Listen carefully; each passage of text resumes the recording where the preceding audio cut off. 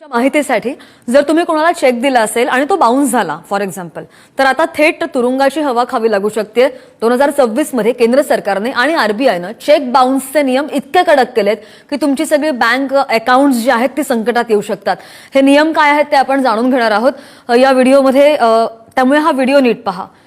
आतापर्यंत check bounce झाला की फक्त केस चालायची, पण आता नवीन नियमांनुसार ज्या बँकेचा चेक बाउन्स झालाय त्या व्यतिरिक्त तुमच्या दुसऱ्या कोणत्याही बँकेमध्ये पैसे असतील तर तिथून ते पैसे कापले जाऊ शकतात।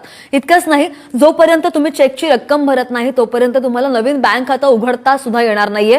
तुमचे ओव्हरड्राफ्ट लिमिट सुद्धा बंद केले जाणार आहे।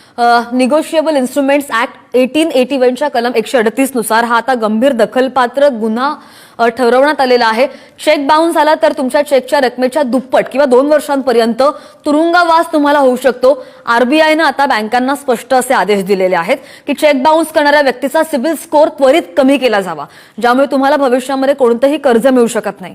आणि त्यामुळे कुणालाही चेक देताना तुमच्या खात्यामध्ये पुरेशी रक्कम आहे याची खात्री करा। डिजिटल युगामध्ये यूपीआय आणि एनईएफटी सुरक्षित आहे, पण चेक देताना सावधानता बाळगा, कारण की ही माहिती खूप महत्त्वाची आहे। त्यामुळे तुमच्या व्यावसायिक मित्रांना आणि नातेवाईकांना नक्की शेअर करा।